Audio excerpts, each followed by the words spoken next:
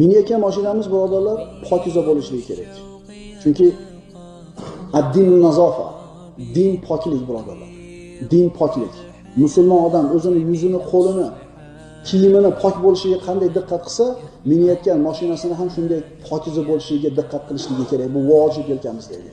Yani biroq bir hazilkash odam mashinangizni biror hafta yuvmasangiz, yozib qo'ymasin changning ustiga, yuvib qo'y meni deb. Ana shu holatga borib qolishligi siz bilan bizga yarashmaydigan, musulmon haydovchiga yarashmaydigan sifat.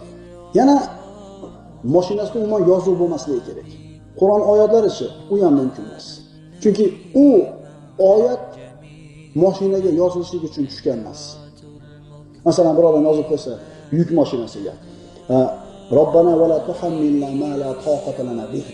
Ya'ni mazmun shunday ediki bu oyatda Parvardigor bizlarni toqatimiz ko'tarmaydigan narsani biz ustimizga yuklamagin degan mazmundagi oyatda o'ling yuk mashinasi yozib qo'ysa. To'g'ri bo'ladimi shu?